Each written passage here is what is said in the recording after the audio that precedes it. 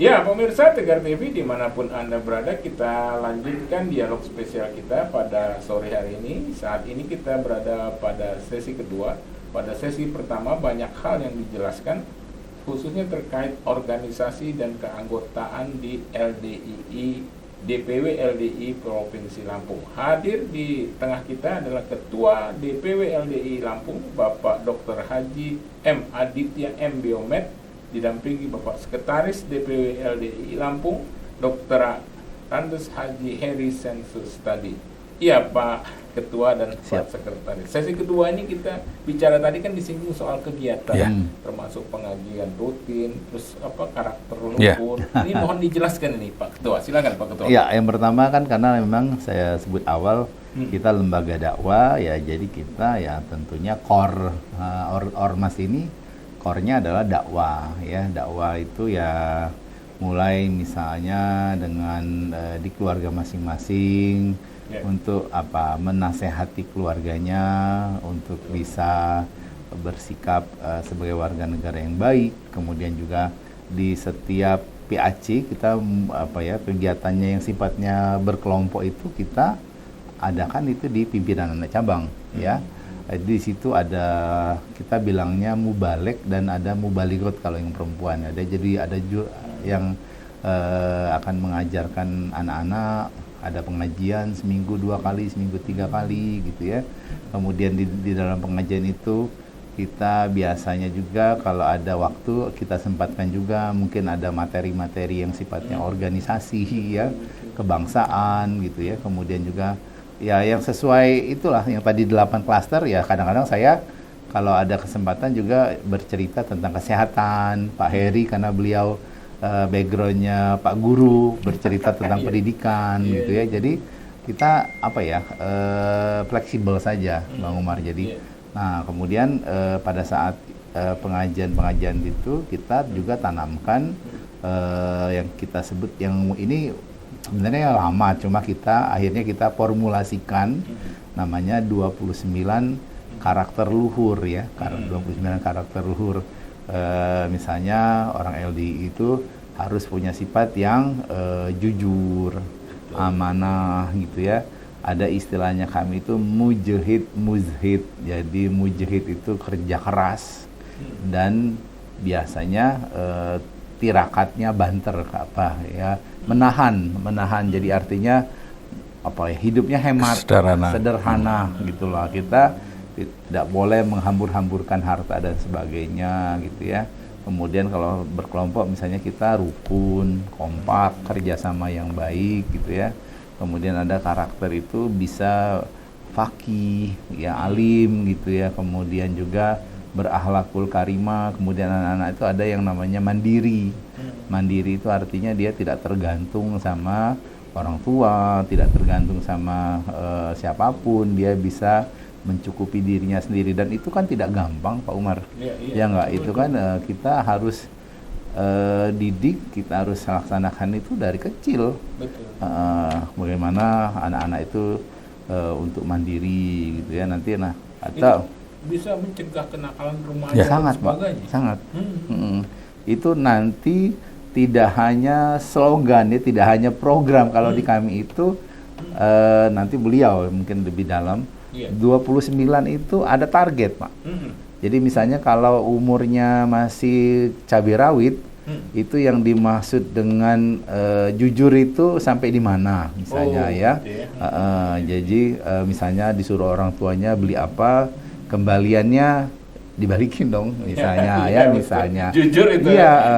Tapi misalnya di suatu dia disuruh beli apa, terus dia pengen beli, dia bilang, "Pak, tadi dipakai uangnya." Itu kita jujur, dan orang tua kita minta kita menghargai. Jadi anak-anak itu tidak hanya diminta, tapi kalau dia sudah melaksanakannya kita kasih reward.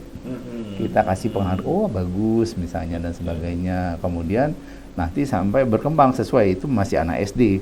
Kalau SMP misalnya uang sekolah misalnya kan, orang tua nanti akan mempercayakan anaknya untuk bayar uang. Itu hal-hal yang mungkin sepele mungkin menurut kita, tapi itu menanamkan. Jadi tidak boleh ngambil barang. Misalnya nanti dia ikut pengajian di masjid, Oh, di masjid ada temannya bawa apa? Mungkin anak-anak kan ada permen, ada apa? Nggak boleh, kalau mau minta.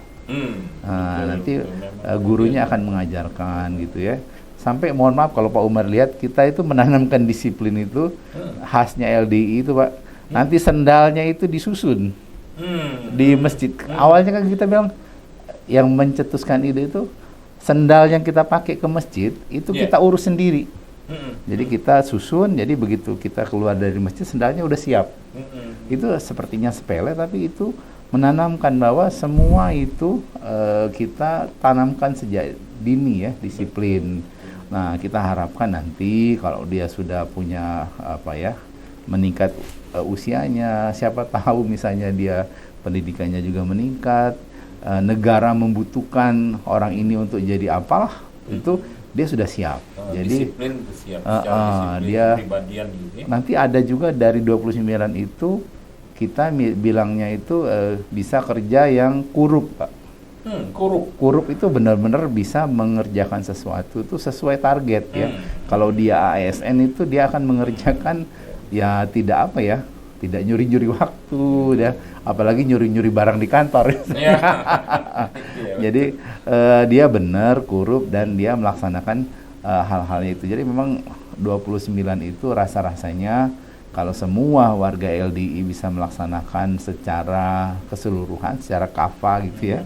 Nah, itu akan terbentuk suatu tatanan masyarakat yang ya tidak hanya berguna untuk dia, untuk keluarganya, tapi juga akan menimbulkan ini sebagai aset untuk negara, untuk negara dan bangsa. Karena orang-orang ini dia tidak gampang terprovokasi. Itu yang Pak Umar bilang masalah tawuran itu dengan sendirinya, Pak. Jadi anak-anak itu kan karena dari kecil dia sudah dididik untuk saling menghargai, menghormati, saling menyayangi ya. Boro-boro dia mau berantem misalnya ya. Kalau dia tidak sengaja kena tembok, dia harus minta maaf itu. Jadi kan di LDI itu juga ada kegiatan sepak bola tuh. Anak-anak. Jadi lucu. Kalau di tempat lain sepak bolanya itu ada kartu merah, kartu kuning. Benar nggak Pak Umar? Iya, betul. Di LDI ada di LDI ini ada khas nih. Ada yang namanya kartu hijau.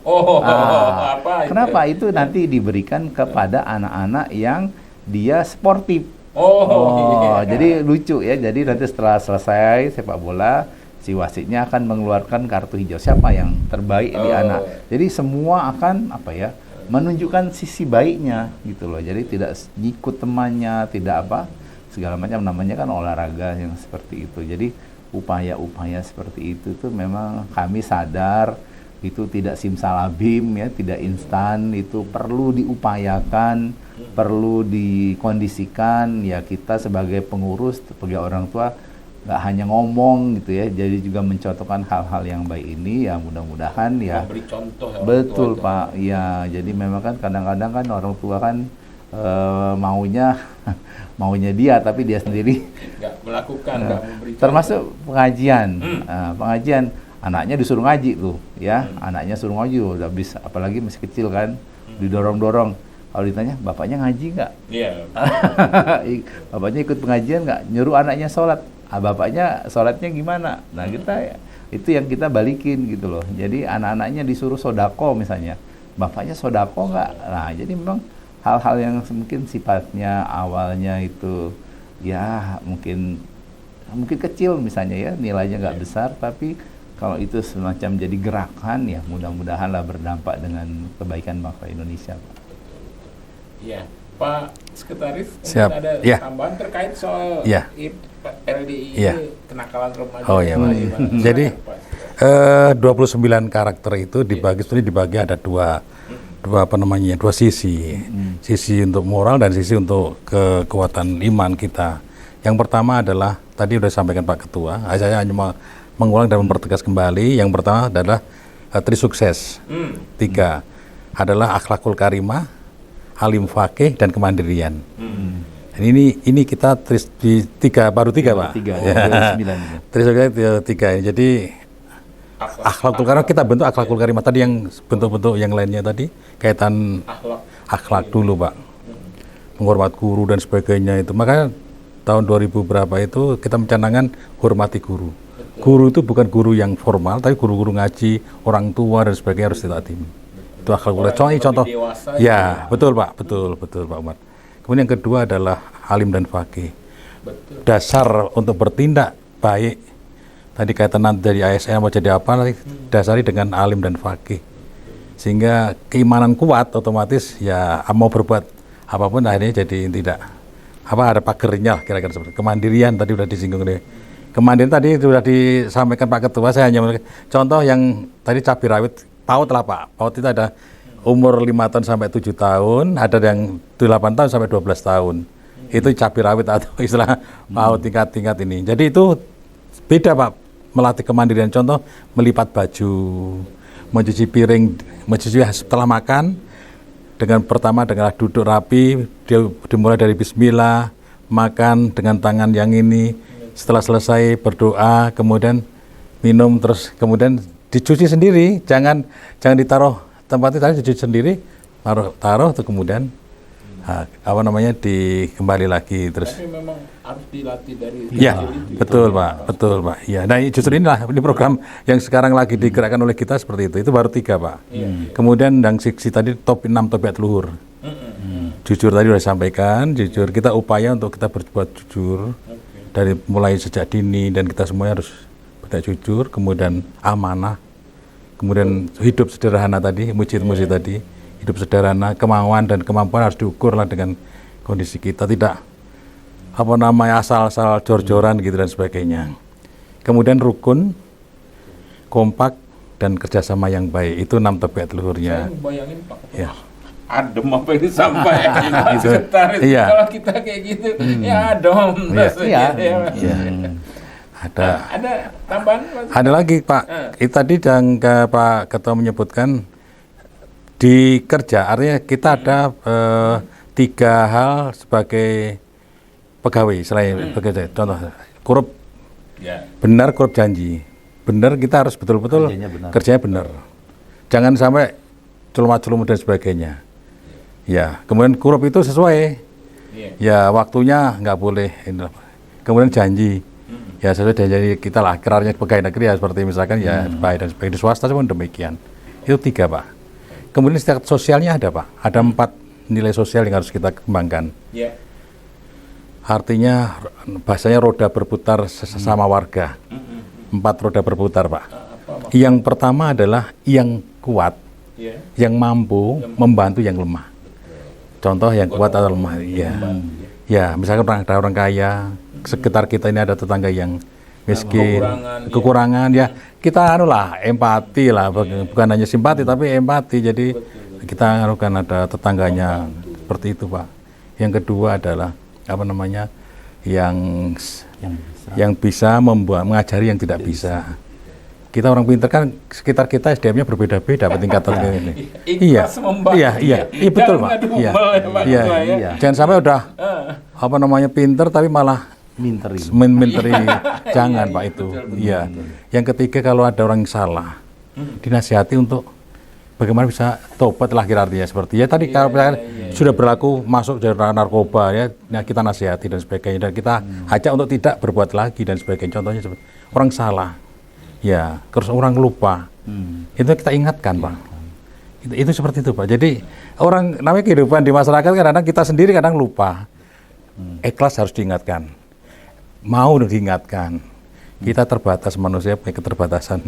Allah kadang mencoba kita dengan lupa, kita dengan salah gitu. Nah itu wajib kita mengingat membantu. Itu di nilai-nilai sosial seperti tadi. Jadi empati dan sebagainya itu 4 itu Pak. Iya. Terus ada lagi. Waktu juga. Oh siap. Kita akan lanjutkan pada sesi selanjutnya. Iya Pak. Iya pemirsa Tegar TV, dialog spesial kita pada sore hari ini terkait kegiatan dan program kerja LDI. Kita akan lanjutkan pada sesi selanjutnya. Jangan kemana-mana pemirsa, tetap di Tegar TV.